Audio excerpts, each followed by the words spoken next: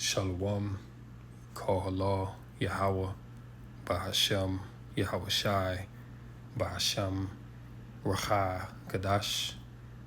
Double honors to the apostles and the elders at Great Millstone, who do rule and teach well.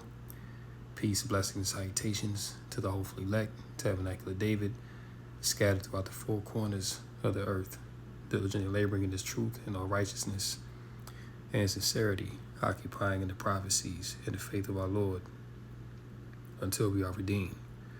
It's the brother Azariah, back again with another lesson through the Spirit, and today we're going into the cunning hunter, which according to the scriptures is that of Esau Edom, the wicked twin brother of Jacob, who was the progenitor of the 12 tribes of Israel, and Esau being the progenitor of the nation of Edom.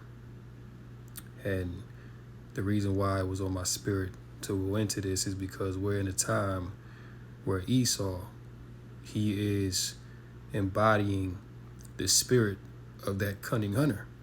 And you're seeing it in the things that he's doing within the earth, the diseases that he's creating, the way that he poisons the food, the deception that he sets up to deceive the masses. All of these things pursuant to Genesis, the 27th chapter, which when Isaac told Esau that what? His blessing would be to live by the sword. And all of these things encompass the sword, the way in which he is seeking to destroy you. So we'll start here in Genesis 25 and 27. And the boys grew, and Esau was a cunning hunter, a man of the field. And Jacob was a plain man, dwelling in tents. So we see here from the account in Genesis 25 that Esau, he was a cunning hunter, right? He was a man that loved to be outside. He loved to be, hunting wild animals, all right? Esau was a adventurous type of guy, while Jacob, he was a plain man. Jacob liked to kick back. He liked to chill, dwell in tents, tend to the sheep. Jacob was more laid back. Esau was more wild and, out there, right?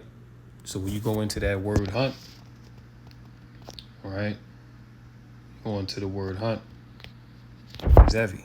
It says to chase, to search, to pursue and kill a wild animal for sport or food, to search determinedly for someone or something.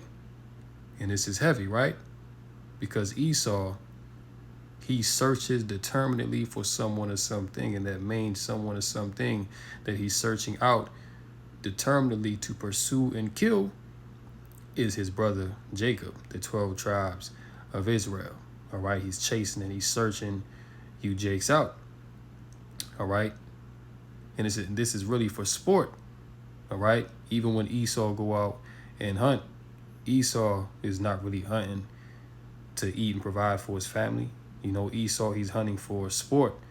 And when you think about, hunting, who is really the main nation of people that you think of when it comes to going out to hunt, going out into the field, with a rifle, with, bait to attract animals, different, making different bird calls, different noises, smearing, deer urine, bear feces on yourself to attract these certain animals to pursue and to kill them. Moab don't get down like that. Jake don't get down like that. Ishmael is not into that. It's really only one nation that has that spirit to be a hunter for sport. And that's Esau Edom, the so-called a white man, woman, and child. Now, when you go into the word Salaki, we go into the word cunning, right? It says, having or showing skill in achieving one's ends by deceit or evasion to attractive or quaint. See? So cunning is here's another one, crafty. See that? Having or showing skill in achieving one's ends by deceit. All right, and deceit is one of Esau's main attributes that he uses, all right, pursuant to that blessing of the sword. Now, when you go into the word cunning in the Strongs, the word is Yaudah, right? Let's go and hear Esau say it. Strong's H 3045. Yadah. Yadah. He says Yadah, but it's Yaudah, right? Because there is no eh sound in the Hebrew, all right? That's that modern Yiddish madness, all right? That's not biblical Hebrew, all right? So the word is Yaudah, okay? Now, when you go back, right? Yaudah, right? Cunning, hunter. See? So now when you go to, now when we go back, let's go here. Job 5:12. He disappointeth the devices of the crafty, so that their hands cannot perform their enterprise. Now, what are the devices of the crafty? Like I mentioned before, setting up, certain factions, whether it be the police force, all right, which are deliberately set up to oppress Jake, you see, putting drugs and guns into the community, all right, and then putting laws on the books that criminalize you for using or distributing such things that would be deemed as illegal by this devil, when in fact he is the one that gave it to you, but he himself is not brought up on charges, all right? These are the devices of the crafty, all right? And this is really the life that exists in America, all right? This devil, he lives in hypocrisy, because on one hand, he'll arrest you and tell you that you've committed an offense for a said crime, when in fact he's the very one that caused you to go off, and these go into the snares, the wiles of the devil, right? Ephesians 6:11, put on the whole armor of Yahweh, that ye may be able to stand against the wiles of the devil. Now, when you go into that word wiles, let's see this. Tricks, devious or cunning stratagems employed in manipulating or persuading someone to do what one wants, right? As we just read in Genesis 25, Esau was a cunning hunter. See? So these are the devious and cunning stratagems, all right, employed in manipulating or persuading someone to do what one wants. Notice how it doesn't say to force. It says to manipulate or persuade, right? So Esau is not physically coming and putting a gun in your hand and forcing you to go rob a store. No. What does he do? He takes the opportunity out of the community. He destroys the jobs, all right? He makes sure that you live in a downtrodden state, continues to oppress you, so that really you're left with no choice. Then he brings you the guns, he brings you the drugs, all right? Because you live in poverty, there really are no other outlets for you to make a living for yourself. But he wants you, he's manipulating you, he's persuading you to go in the way of crime and ultimately wickedness, so that he can accuse you and ultimately destroy you. See, these are the wiles of the devil. And once again, the point of this lesson, this goes into him being the cunning hunter. You see, this is Esau Edom here, right? Genesis 27:41. And Esau hated Jacob because of the blessing wherewith his father blessed him. And Esau said in his heart, the days of mourning for my father are at hand. Then will I slay my brother Jacob. All right. So when Esau, he was salty about not getting the blessing, even though he didn't care about the blessing because he sold it for one morsel of meat, which shows you that the man is wicked, which shows you that the man is perverse, that he ain't right. And ultimately he was selfish. He was living in the moment. He didn't care about what his descendants after him would have. No, he was interested in immediate gratification for his flesh, right? Which also shows that Esau, he's not a man of faith, all right, because he wasn't willing to wait. He wanted to eat right then and there, all right, lest he said that he would die, which Esau wasn't going to die. You know, he was just saying that so Jacob could give him the food, you know, which the food wasn't even done cooking. You know, it was red, man. Which when you ask the average Edomite how do they like their steak, how do they like their meat, they'll tell you rare, medium rare at best. All right. So we know who the Edomite is, and we see how they get down, man. All right. This is the spirit that Yahweh Basham Shah put on these devils. Okay. Now, when you go here, all right, this is a prime example here to show you the cunningness, the craftiness of Esau Edom, and how he gets down with the animals. All right, because Esau, you know, he's came up with very, you know, slick, divisive, deceitful ways to hunt for the animals. All right, even so, you know, these strategies are so, basically Esau got these things down to a science, so much so to the point where even the animals are perplexed at the wisdom that this man applies to his hunting technique. All right, and he uses the same thing on human beings as well.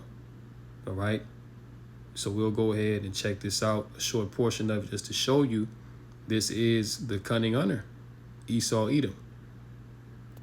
On this next setup, we had spotted a bear. We decided to slip out and try and call this bear in. So that's exactly what we did. We slipped up, we could still see the bear in the brush. Clint starts calling.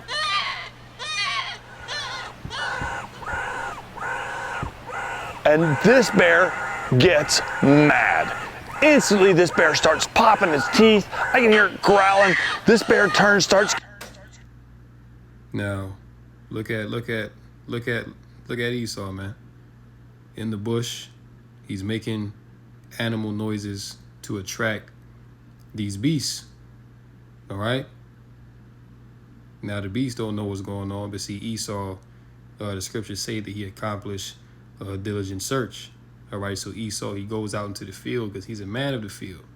He goes out into the field and he studies the creation. He studies the beasts. All right, and he learns what the prey is attracted to. Right, then he goes out and he uses these strategies to attract the prey. And once again, the same things that he uses in the field to attract animals is the same thing that he uses to attract his prey, which is mainly you Israelites. Okay, so Esau studies Jake. Esau studies you. All right, he knows what you like and he knows what you dislike. And the very things that you are attracted to, he uses those things to lure you in like a snare, just as this Edomite here is doing to ultimately lure you in and destroy you. See? The cunning hunter. Let's continue. Turn starts coming toward us. I've got my gun up. I'm like, wow, this bear's pretty upset. This bear's popping his teeth. It walks up this big log, this big fallen log. It goes walking up the log, starts popping his teeth, gets above us.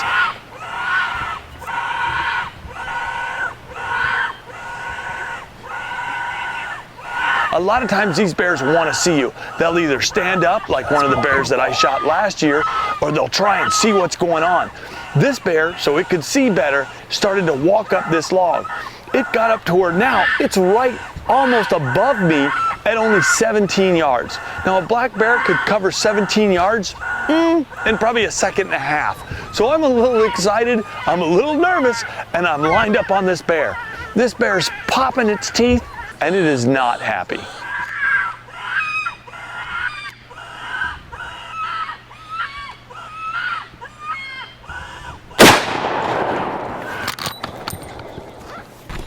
Oh my God, that bear came up this log, came here, you could hear him pop, pop, pop, pop, popping his teeth, walked up this log, was above me. Literally the bear's right here.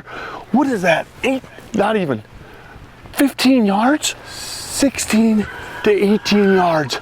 That bear was right here, popping his teeth, raising up, pop, pop, pop, pop, pop, pop. Good gosh, that's awesome. Talk about a friggin' adrenaline rush. That's why we do it. It's the adrenaline rush. It's fun calling bears. See? So you heard what Esau said? He said, this is why we do it. The adrenaline rush. So these Edomites, they not going out there to hunt to survive and feed their families. No, Esau, he go out there and hunt the beast of the field for the thrill of the kill. See? Which this is completely wicked. All right? Because number one, a bear is not lawful to consume. You see? So there's no reason why you should be out there hunting a bear or even shooting at a bear unless the bear is a direct threat to your life, which if you wasn't out there bothering the bear, there wouldn't be no problem. But see, this is what Esau do. You know, Esau will go out there, attract the bear. You see, the bear is, curious to know what's going on. All right. And once the bear shows up, Esau takes his shot. He uses the sword unjustly. All right. So in this case, Esau would say, well, the bear was 15 yards away from me, but the bear wouldn't have been 15 yards from you if you didn't call the bear, if you didn't try to snare that animal so you could have a bearskin rug inside your house. All right, but this is the absolute devil that the Bible speaks of. See? You out there hunting for sport, Esau. And this is the only nation of people that do this, man. Once again, you don't see Moab, you don't see Ishmael, you don't see Elam out there hunting for sport. If, not even Ham is out there hunting for sport, man. Like, you got these devils going all around the earth, and and they love to go to Africa and go on a safari. You see all types of pictures of these Edomites, hunting lions. Matter of fact, speaking of it, you see all kind of pictures of hunting lions and killing elephants and stuff like that. Deer. See? I didn't even type in a specific nationality. I just typed in hunter. And what do you see? Esau. Right? Edomite man, killed a male deer. Esau. You see? Esau. You can't make this up, man. The Bible is 100% accurate. All right? That's all you got to do is type in hunter. You see? Yeah, get the point. But this is the cunning craftiness that these Edomites use to attract and destroy their prey. And you Jakes are no different. This is why it's important to be vigilant, as it says in Ephesians, to put on the whole armor of Yahweh Bashmel Shai, that you be able to withstand the wiles of this devil. All right, his cunning craftiness. You see, because this devil Esau, he's coming with all sorts of cunning craftiness and enchantments. He's attacking free speech. He's setting up coup d'etats. Okay, setting up false narratives. Just all manner of deception to ultimately lure you to sleep so he can take advantage of you. Look at what's going on with this, coming election. All of this is a snare to take the people, man. All right? This man is performing cyber attacks on the grid deliberately. He's let in millions of illegal migrants into the country. All right? UN troops, Russian, Chinese, North Korean, everybody's up in here, and they were let in deliberately. All right, so he's going to cause the chaos and bring about that order. Once again, the cunning hunter. See? Let's go into that word cunning one more time. Marked by or given to artful subtlety and deceptiveness. See? Executed with or exhibiting ingenuity. Right? Knowing, skillful, dexterous. Right? Synonyms: crafty, sly, artful, designing, deceitful. And all of these things describe Esau, Edom to the T. You see that? Now, when you go back to the very beginning in the garden, what? The serpent was more subtle than any beast of the field. Now, we know that that serpent wasn't talking about an actual snake, all right? That was talking about a man, the characteristics of a man, okay? Which really, those same characteristics are found in Esau, Edom, that subtle, skillful, dexterous, cunning craftiness, man, all right? The devil that the Bible speaks of. So when you watch things like this, you see the true nature of the Edomite, okay? Sit up in the bush, he'll wait for his prey to pop out when he's vulnerable, all right? Then he'll strike, you see? As a matter of fact, what scripture is that in the lurking places of the villages? Yeah. This how this devil get down. Psalms 10 and 8. Yeah. He sitteth in the lurking places of the villages. In the secret places doth he murder the innocent. His eyes are privily set against the poor. But you are the poor. It's the Israelites. Okay? Psalms 10 and 9. He lieth in wait secretly as a lion in his den. Now, when you go back to this video, and I love this video because this is a perfect illustration of that cunning craftiness of the Edomite, right? Lying in wait in the bushes, all right? Making sounds to attract. See? As it says, he sitteth in the lurking places of the villages. In the secret places doth he murder the innocent. His eyes are privily set against the poor. He lieth in wait secretly as a lion in his den. He lieth in wait to catch the poor. He doth catch the poor when he draweth him into his net, right? So this devil, he's lying in wait, all right, to catch his prey. You see? Secretly as a lion in his den. That bear don't even know that Esau is right there. You see, but he's attracted by the sound that he's making. The sound, is pleasing to the bear's ears. So he comes near, not even knowing that Esau is down in the bush. All right, no doubt the bear is thinking that it's another creature making that noise, but it's really Esau. You see, secretly as a lion in his den. He doth catch the poor when he draweth him into his net. He croucheth and humbleth himself, that the poor may fall by his strong ones. You see that? What's this Edomite doing? Is he not crouching in the bush? Is he not humbling himself? He's not standing up and pointing his gun directly at the bear. He's humbled himself. He's right now he's taking the low ground.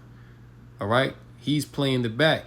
While the other Edomite, he got the gun directly pointed at the bear. You see?